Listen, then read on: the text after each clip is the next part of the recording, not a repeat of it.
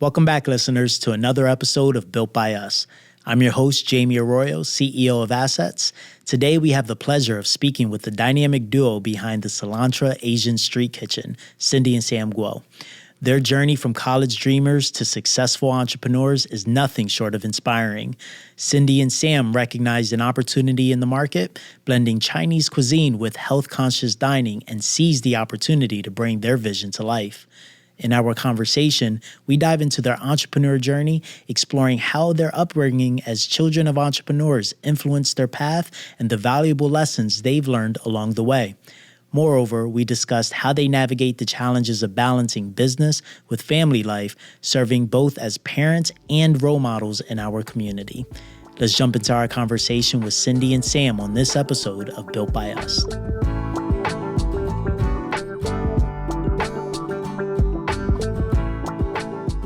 So as entrepreneurs, how have you guys been navigating, the parenting, entrepreneurship, and especially this year that you guys have opened up, well, I guess it's last year now, my timing is off, but opening close up new enough. locations. Yeah. So how are you guys navigating parenting and entrepreneurship?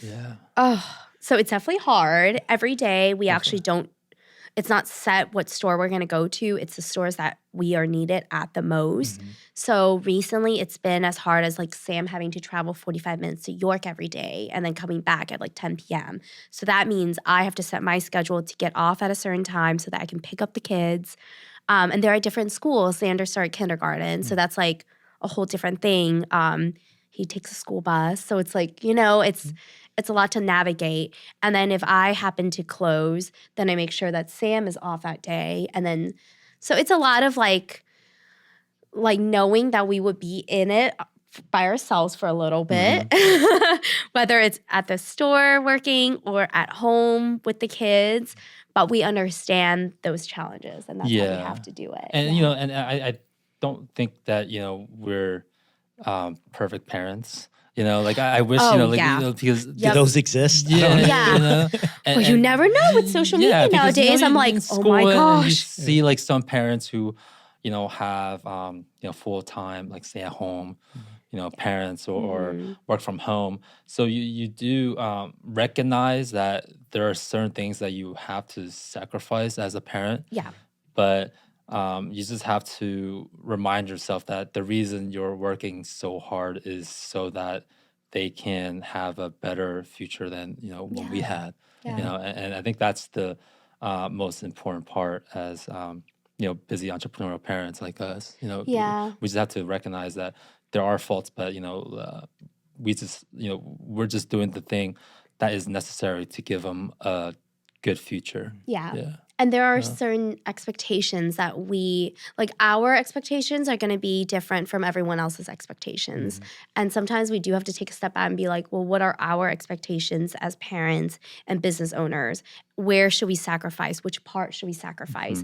And what's the outcome? If we're aiming to give them a better life, then there are things we do have to, take time. We do have to be at work every day and try to build our business and build our brand and do certain things. And with that comes, maybe the time. We're not always at home all the time. But we keep that goal in mind. We're doing it for them. Yeah. How do you guys kind of integrate parenting into your entrepreneurial journey? So are you, bringing the kids to you to the restaurant? How are you guys showing them? Yesterday.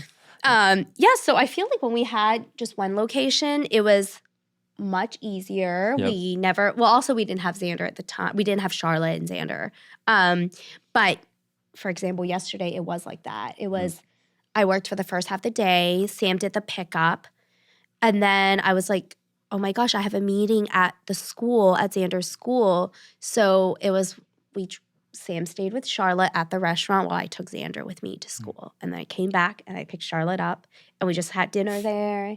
And then we went home, and then Sam had to go back to the restaurant for other stuff. So he's worked very late. Yeah, and sometimes for the catering that she just did this morning, we cut fruits. We try to have a dessert that we make for the kids for the Montessori school, and we want to make sure that they have their hands in helping us out, so that they understand the process and Yeah. what we do. They're a part of Yeah. our life. They're you like know? witnessing it. Yeah, They see it. And it's like they get it. They're resilient, right? It's not like, oh, we never see them. It's like they do see us, but they see that we're always working. But honestly, like sometimes we do feel bad, but that's actually how we grew up. We saw our parents do that. Yeah. And so with that, we like learned certain lessons, and we're kind of doing the same with our kids. So it's like we didn't grow up just like living the life. We ended up working at a very young age, and that gave us this entrepreneurial spirit. And now I see the kids like playing their little fake kitchens and fake shop, and they like take orders from each other. Like they're playing that role like when they're playing with their toys, and it's really cute to see. Well, you think about like the exposure and how important that is. So to be able to see your parents working in real life, because a lot of people didn't get to see like their parents left, but they didn't know where they went. They just went out into, out the door. So to be able to witness that and be exposed to the restaurant and the work and client, services and stuff like that, I think that's pretty cool. Yeah. They're gaining certain skill sets that not everyone might gain. Yeah. And that work ethic, hopefully they get that too. Yeah.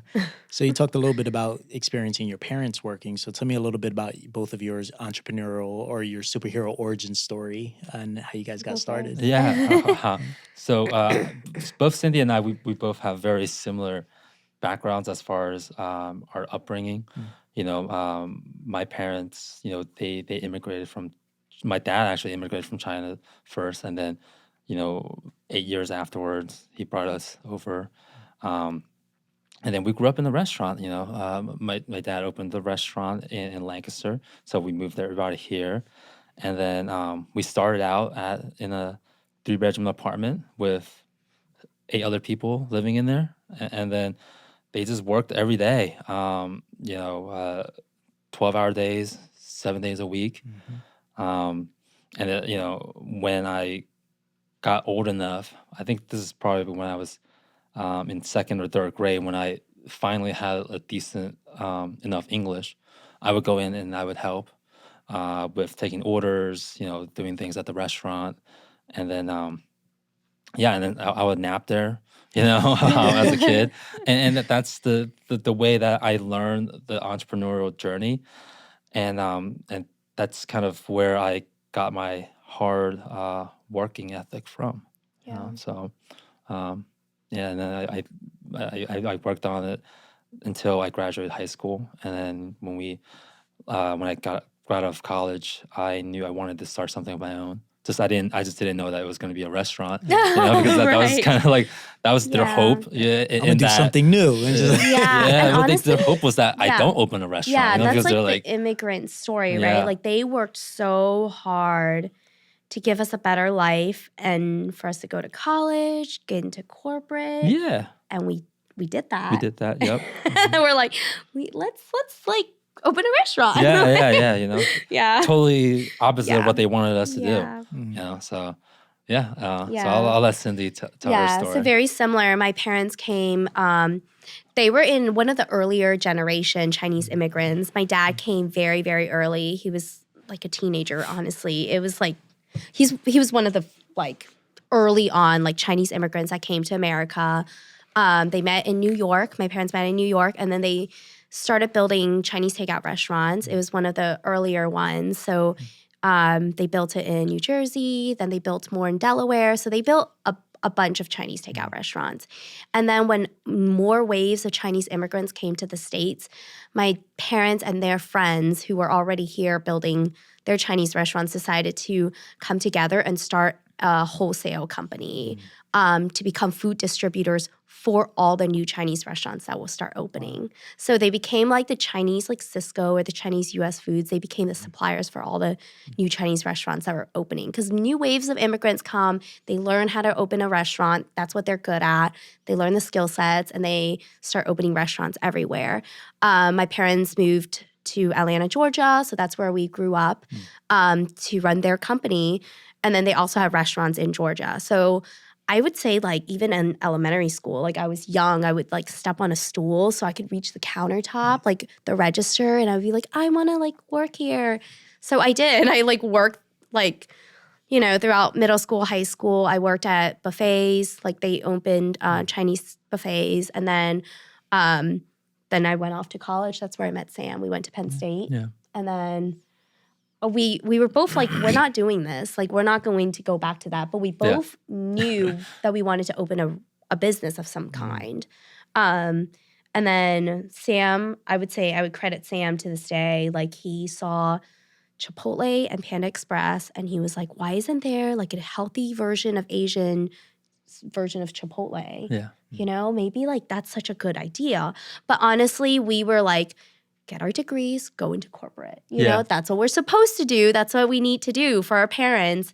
And after we graduated, I worked in Chicago and he worked in California. We were long distance for 3.5 years. Okay. And we just worked our jobs like we're supposed to. Yeah. But then there's something, I was like, I'm not going to do this forever. And he said the same thing. And then we were long distance. So I remember calling him and saying, hey, we either figure something out, start a business together, or we have to like figure out, because our corporate life was not coming together. It was like very separate. I mean, we're in different states, different time zones too, like 3-hour difference. And then he put in his resignation, and then he went back to Lancaster. Him and his dad found our first location, the one on 101 East King Street. Mm-hmm. They signed the lease, bought that business over.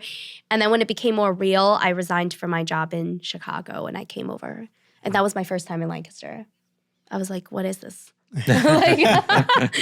Because Sam grew up here, so he's familiar with Lancaster, but it had changed from what I've heard, like day and night. Oh, yeah. Lancaster has changed a lot over the last 20-ish years. Yeah, So, yeah. What high school did you graduate from? Lampeter as well. Okay. So, you've seen, the changes that. Yeah. Yeah. And he was in the city when you were younger, when he first came to the States. Yeah. Nice. So he's seen it change from different parts of Lancaster. It's crazy to me. Yeah.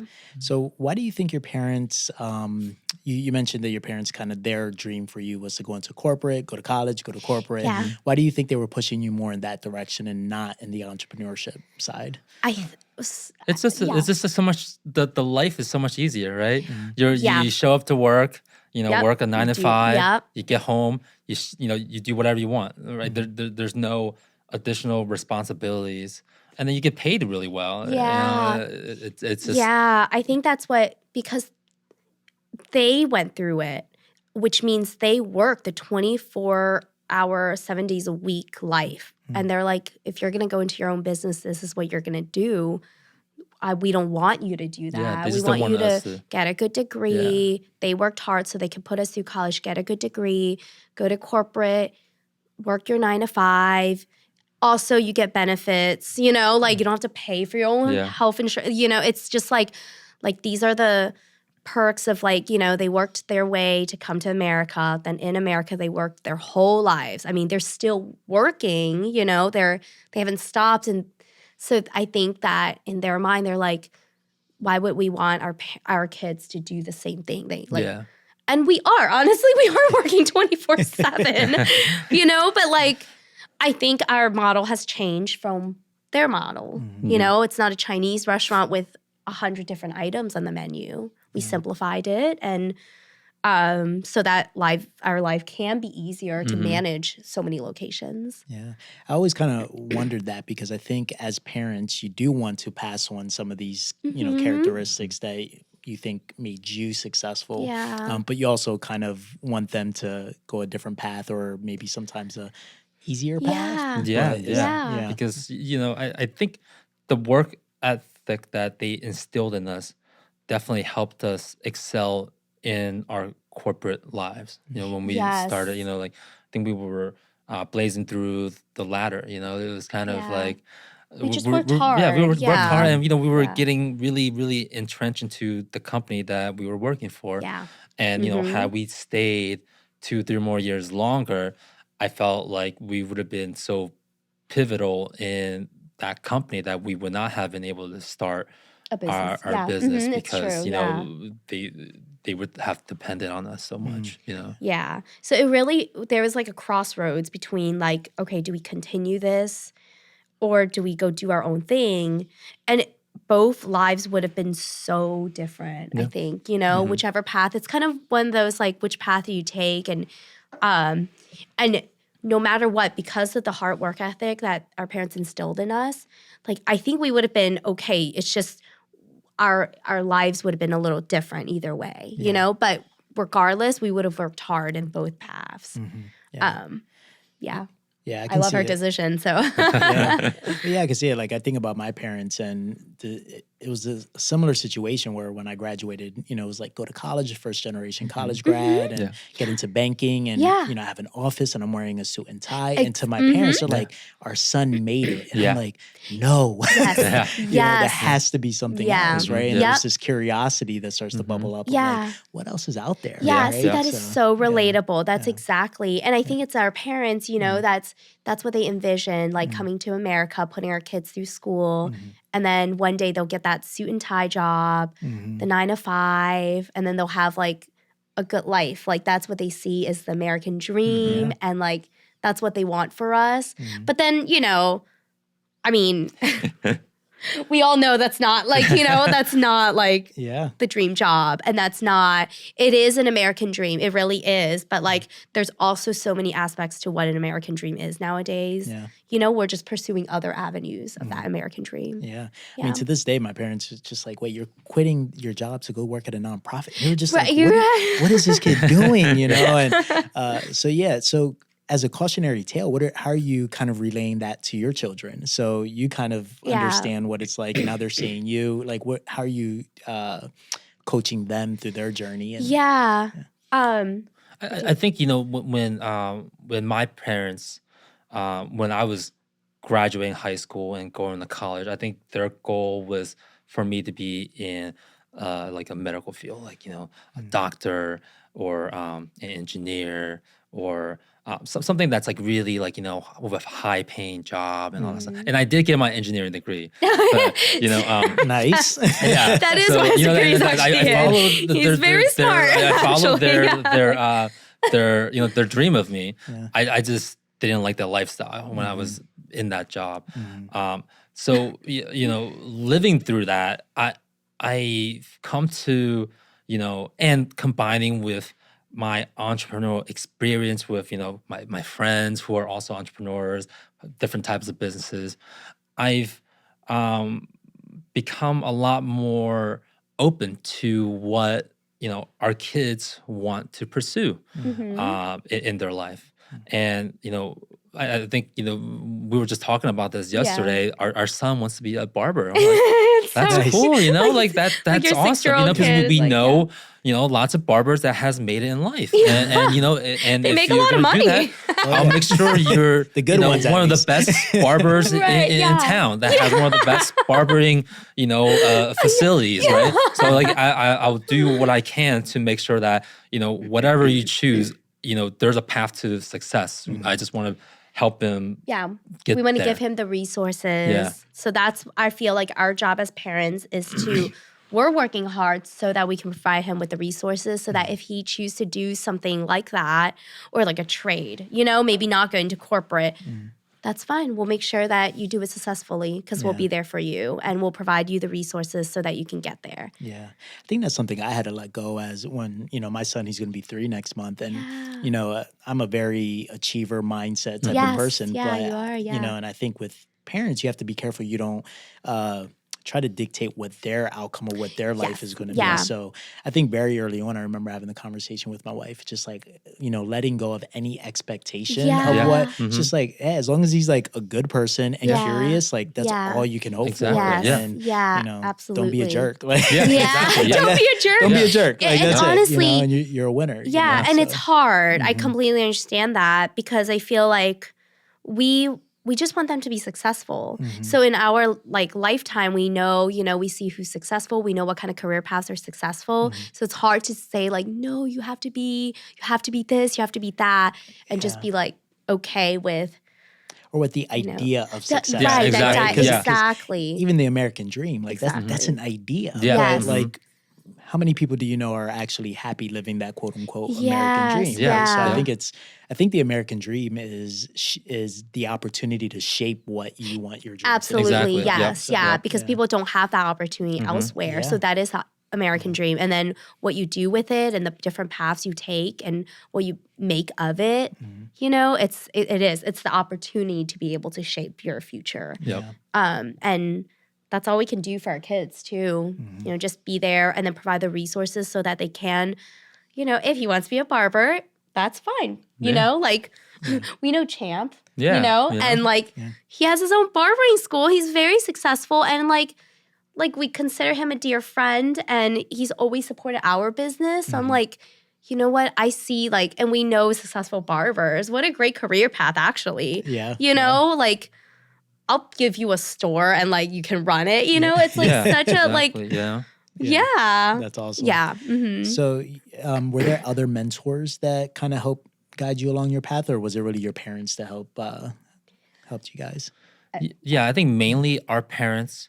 And then, you know, my parents took a lot less risk when they started that entrepreneurial journey, and that they opened one restaurant and then that was it, you know, like, so, you know, they sometimes they, you know, buy properties with the income they brought in, but it was kind of, they never wanted to expand because they were comfortable with being one of the busiest, you know, Chinese restaurants in Lancaster.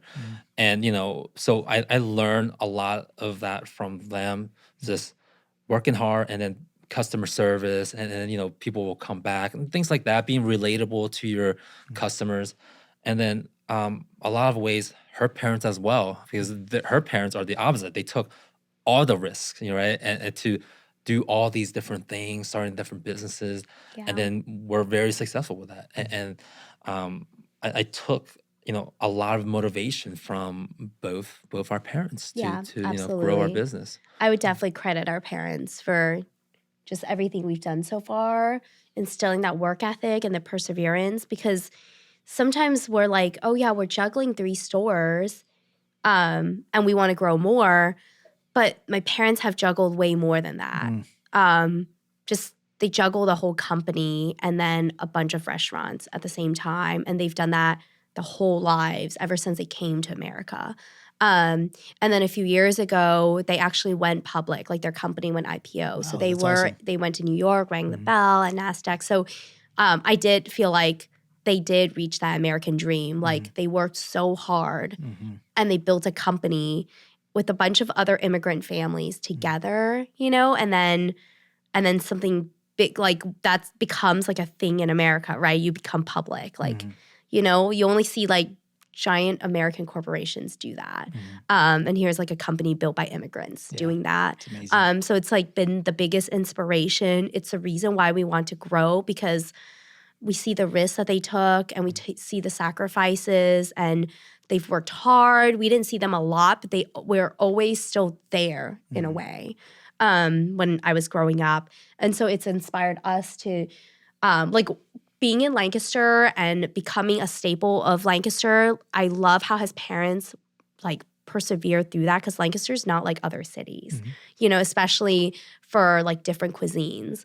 And they were one of the first Chinese American restaurants in Lancaster. So to see them work hard and persevere through so many different things and navigate through those challenges, that inspired us. And then my parents have inspired us to grow so that we can become bigger and take risk. Take risk. Don't be scared of risk, because it'll pay off in the end. Hopefully. I mean, we don't know yet, but it's going in that trajectory. This special podcast episode is built by the Lancaster County Community Foundation, which uses this transformational potential of community-based philanthropy and the power of endowment to help shape a Lancaster County where every individual is valued, has a sense of belonging, and has the opportunity to thrive. Thank you to our friends at the Lancaster County Community Foundation for making it possible to provide access to training and lending for entrepreneurs. So tell me more about growth. So you guys are up to 3 locations, I believe, Yes, right? 2 different cities. Yeah. So tell me about that growth, the purpose of, you know, wanting to go in that direction. Yeah. So coming this summer, early summer, we are going to be in Camp Hill. There will be a 4th location. Wow, nice. Congratulations. So we signed that lease, so it will. Yeah, I mean, we're like, are we crazy? But I think we are. I think that's great. I think that's, gotta be a little bit, yeah, right? you have to be a little bit, right? Yeah, exactly. So We'll probably just navigate how to each juggle that. Fourth location. And then the goal is to always, it's just to grow. Yeah. We want to keep growing. Yeah, I think, COVID really changed our mindset when we, when we were living through that year of like shutdown. It was one of the hardest times of our life, because you have supply shortages, you have obviously very little sales, and then employee shortage. So there's all types of obstacles against you, and and we were actually in the process of closing. We were thinking about closing down during that And time. I actually, I kind of left. I did. Yeah. And I actually went back to corporate because I was like, oh my God, can this one store raise our family? Charlotte was just born. And then shut down. It's March. She was born March 2020. So it was COVID hit and everything shut down. The store closed. And we were like, oh my God, we just had a baby. And the store is closed. We have 0 sales, but we still have to pay rent. And we still have utilities. Yeah. We still have employees that we want to support and employ. So we made the decision for me to, because it was Sam did engineering. So that's a little hard to get back. Once you're out of it, you're out of it. You're like, they're not going to be like, oh, you've been out of the engineering game for like almost a decade. We're not going to give you an engineering job. Or anything. Right, exactly. Exactly, And I did marketing and a minor in business law. So it was already like, it was easy. And my background's in HR. So naturally, I actually went back to corporate and I got a job. And then a year of that, after a year passed, we had to really evaluate. And we're like, let's give it 150%. Let's give it all we've got, build what we can. Yeah. Because like the challenges that we faced during COVID is like, they're like obstacles that businesses probably will never face in a normal, of course, it's a pandemic. So a few months after we opened, we were like, Sam was really in it himself and he had a great team and he was like, I think we can do this. I think we can overcome all of this and I think we can do it. And I think I want to grow and I kind of want to tap into York. And I was like, okay. Yeah. If you think we can do it, let's do it. Like you came up with the idea and we did it and it's done well. So if you think we could keep growing, let's do it. I'm going to help you build a business that we've always said that we would do. I came into this so that we could grow to multiple locations because that's the experience I have, helping businesses grow. So I quit the corporate job again. Back in corporate and then left corporate again because there's you think the grass is greener on the other side sometimes and then it's really not. It's green on the side that you plant and you take care of. Yeah. So I was like going back into our business and we're going to do this. Yeah. We're going to grow. And we opened 2 within 6 months. So it was York. And then like a month later, I think we signed the lease for Fruitville Pike because that location was available. So I was like, we've always wanted one on Fruitville Pike. We have to do it. We just opened York, but we have to do it. It doesn't matter. We'll figure it out. And we did. 4 months later, we opened that one. So I think that 1 year, it allowed us to restart the business and rethink the business because under normal circumstances, you cannot change your business model as much. But because of COVID, people were more lenient to change because they expected everybody to be changing it during that time. Yeah. So we really took the opportunity to rethink our business model, the way we hire, our recipes, the way we operate the business as a whole. And I think one of the biggest changes that we did was, okay, you know what?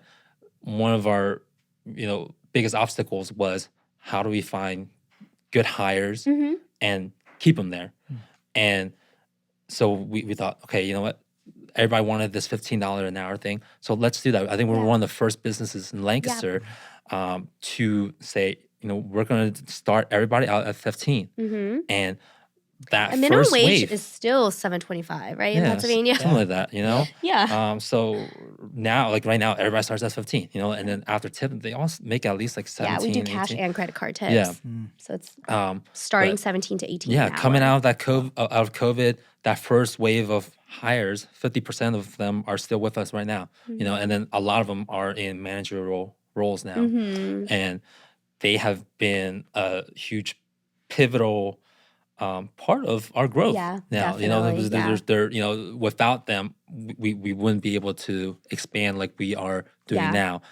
And Mm-hmm. Huge they're credit to those also, managers. Yeah. they're also a huge part of our motivation to grow because, we want to keep them, right? And, good people like that don't want to stay stagnant. Mm-hmm. And, we understand that too, and in order for them to continue to grow within our company, we need to grow We have ourselves to as grow. well We have to to grow give for them, them. Yeah. better positions, more responsibilities, different responsibilities, and pay them more. Yeah.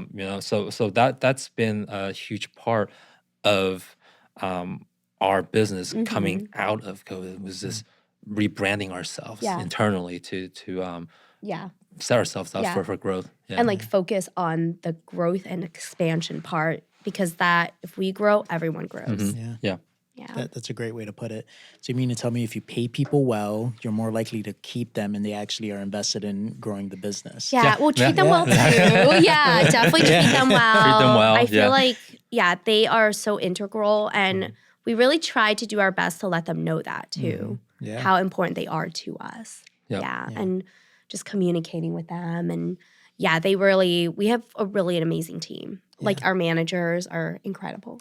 Think about just being able to hire people from the neighborhood, people from the community, pay them well, have a good well-being, and then also like good quality of life. So it's Yeah. Yes. so you guys know, working in non-corporate settings, being able to work for a small business that's directly impacting the community has to feel good. Yeah. you know? Yes, absolutely. Yeah. Yeah. So how are you guys getting into the communities that you're going into? So you guys are going to York, Camp Hill. How are you building relationships there, and how's it like starting a new business in a new territory?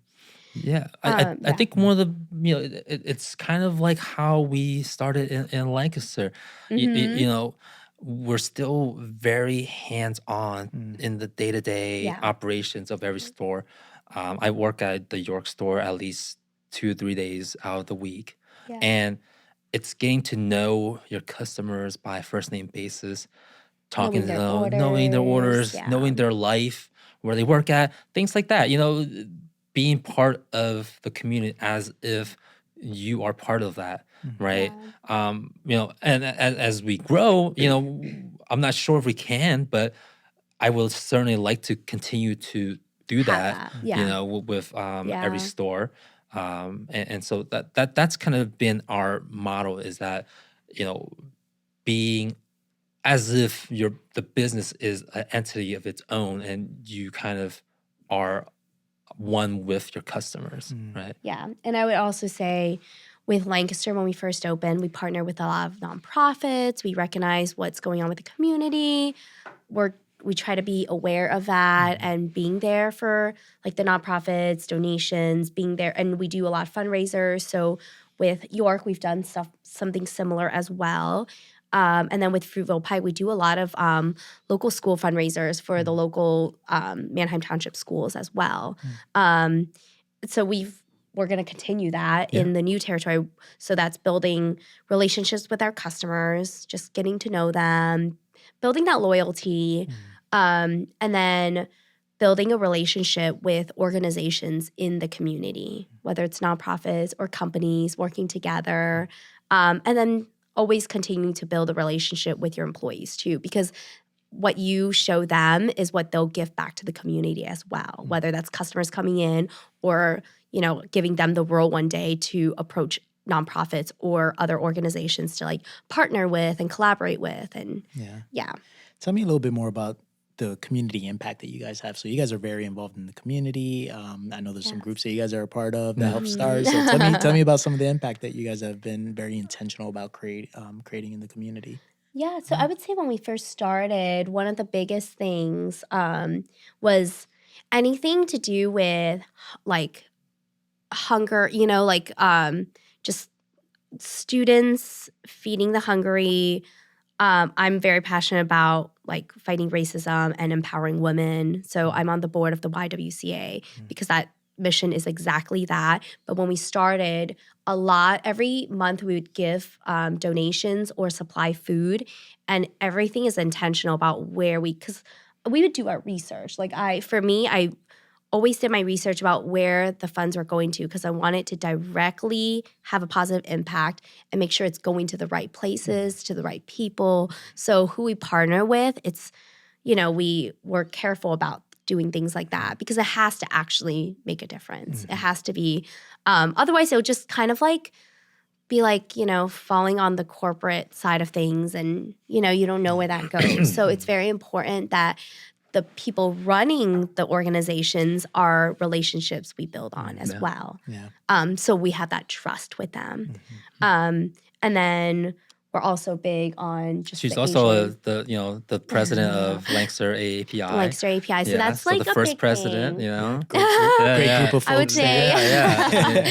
Yeah, I mean, everyone's been such an integral part of that community, the API community. We have an amazing team of people, and a lot of them are very involved. They're on boards of other things, and they're very involved in so many different things. I have to say, that is a powerhouse group that you guys have there. When I see you guys meeting in Southern Market or something, I'm just like, wait, they're all together? You guys could take over anything.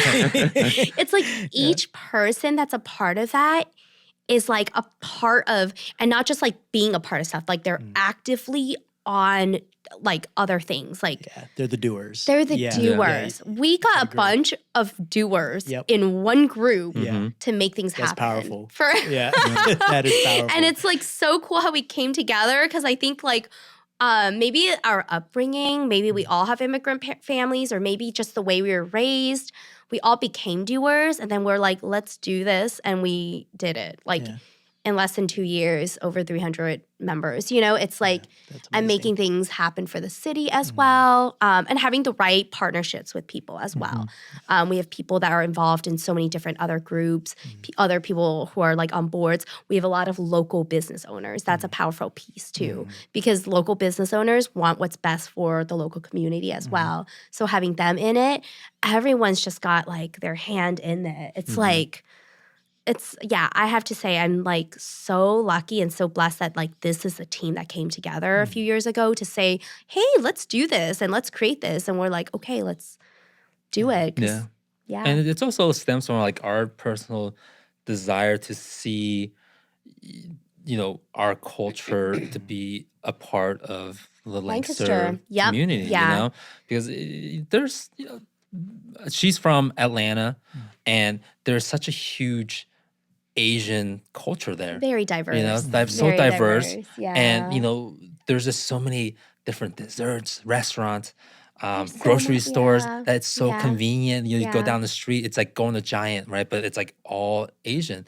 Yeah. And I would love to have something like that one day, so that I don't have to go to Philadelphia to enjoy, Yeah. And it's just, we have such a big Asian population here, but we're all so separated, and there's really no voice for our community, and that's our goal, is to so that our community has a voice in the growth of this community. Yeah, definitely. So, well, I know from my perspective, you guys are building that, and that is, I think one of the special things about Lancaster is just diversity of cultures that exist. Yeah. And, we're just speaking about our children, right? And for, Miles to grow up and able to experience Asian culture. And, the Lunar New Year event and being able to experience that and be exposed to that is just, it's powerful for him at such a young age. And, I hope, as that continues, he'll grow up in that. And be exposed to that. So that's really cool that you guys are one of our missions is definitely youth outreach,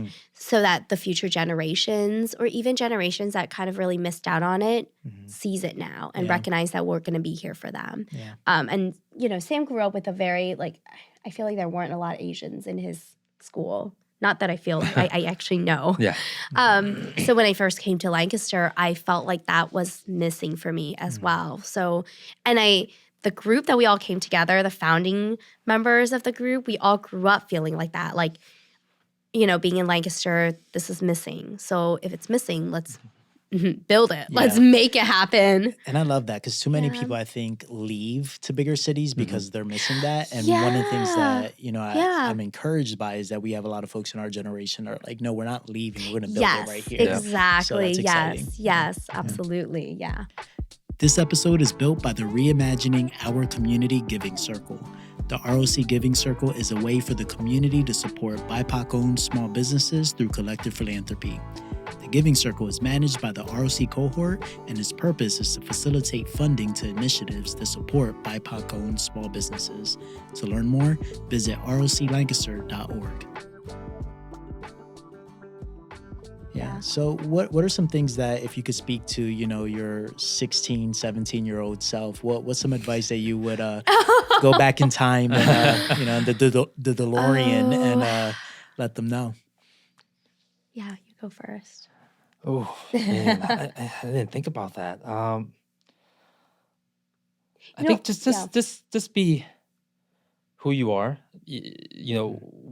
Growing up here, I was always trying to fit into the environment, mainly because I didn't have that cultural experience that Cindy had. So a lot of my youth was trying to change who I am to fit in to my environment, my high school, my middle school. And then it wasn't until I went to college and then met other people of Asian, other Asians, that I learned to, appreciate the culture, the diverse culture, that we have, and that has been a life-changing moment for me. So just to be who you are, and then truly appreciate what you have. Yeah. He became the president of the Asian Student Association, which is funny. Growing up in Lancaster, it's like he didn't even have that connection. And then he dived into it, going into college. I was getting kind of emotional, hearing that question. So I would definitely tell my younger self that there's always going to be challenges.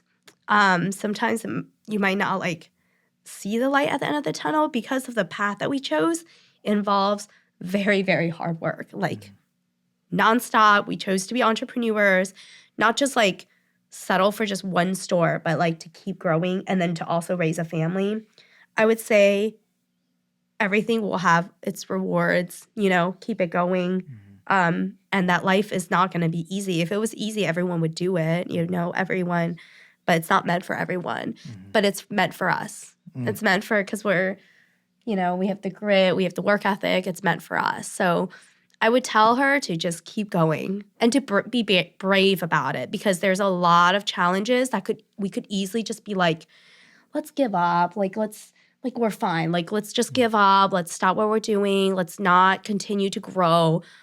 Let's just stop. And I would just say, don't. I would tell her, when those moments come, don't give up and continue to just be brave and take on everything. I love that. What does it mean to you, specifically for you, Cindy, as women-owned business, and you're thinking about those challenges, especially when you're a minority-owned business, a women-owned business, there are different challenges that you face as business owners. How do you guys navigate that in your journey? Oh, absolutely. So, what was it? The first day we opened, someone did come in and make racist remarks, and I was already new to Lancaster. So that shocked me. I was like, oh my gosh, I can't believe someone just came in just to tell us that, on the first day we opened. It's very discouraging. And then being a woman, that is such a, it's so tough. And people think maybe it's gotten easier because people are starting to bring more attention to women-owned businesses, support women-owned businesses, support minority-owned businesses. But it's just because people are bringing it up, it doesn't mean we're still not going through it.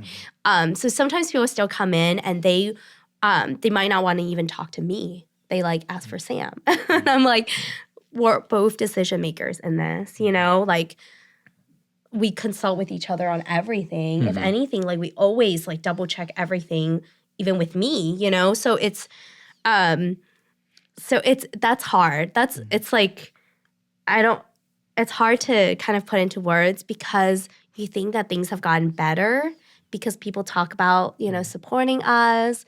I would say that the only good thing about it is that women are really there for each other these days. There's always people that will encourage, you know, we all support each other. So because we all know how hard it is. So there's that support here in Lancaster. I know like lots of women-owned businesses, especially in the food industry. That's a whole other, you know, like first you're a women-owned business, then you're a women-owned business in like the food industry where like typically a lot of chefs and cooks are like men and they dominate the kitchen or they dominate business in general. But that's not how I grew up and that's not how I was raised and that's not what my mom taught me. So like I'm not taking any of that. But things like that does happen even now. They'll come in even after helping to build this business. They'll come in, they're like, oh, you know, I'm not going to really talk to you. I'll just talk to Sam. And I'm like, oh my gosh, I can't believe this is still happening. This is shocking to me. Even if it's like something that I'm in charge of, you know? So you're always going to have that.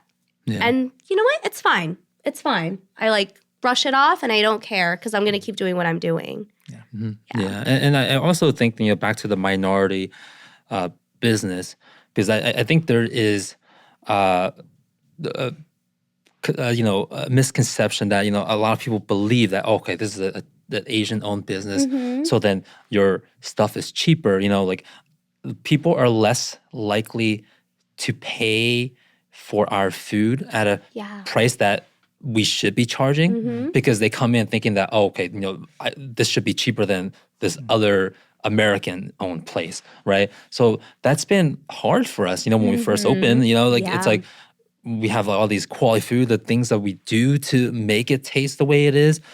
It's not something that you can make cheap, but everybody has this misconception that, oh, this is cheap, you know, like, and then there's always that difficult hurdle to communicate with customers, especially if they've never heard of us. Like, oh, you know, like why am I paying for this? You know, we get complaints about, oh, this being so expensive. When you compare it to all the larger chains, we're still like cheaper than, you know, like by you know than them. But because it's an Asian-owned business, people have that misconception that, oh, you know, like they already, before they even go in and pay for the food, they already think that this is supposed to be cheap, right? So having that, communicating that has been hard.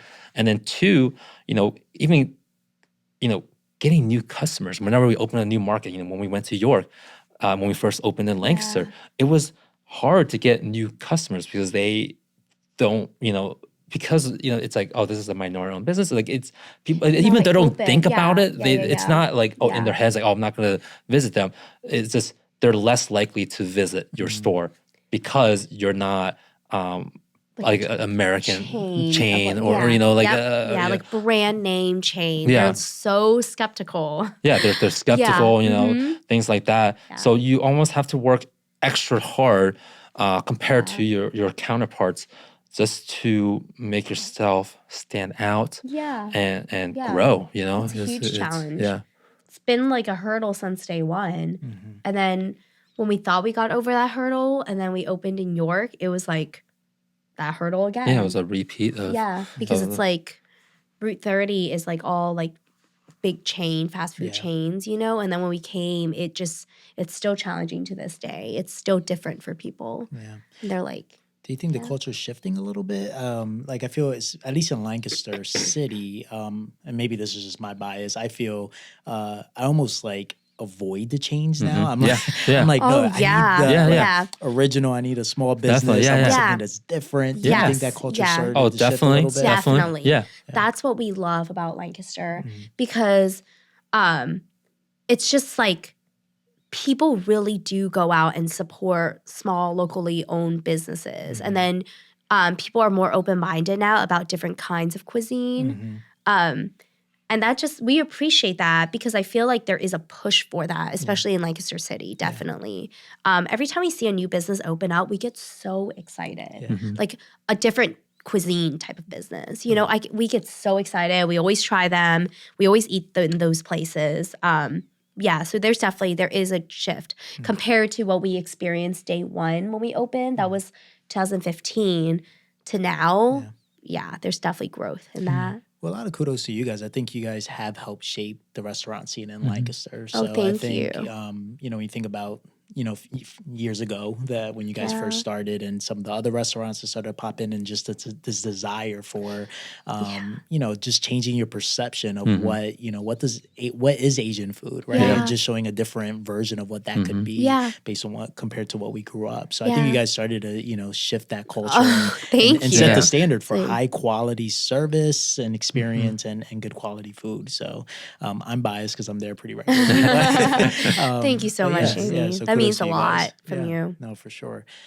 So thanks for joining us on this podcast. Really appreciate you guys taking the time. Thank you for share your having us. story. Yeah, this is awesome. Yeah, this is awesome. Thank you so much for having us. Absolutely. That means a lot.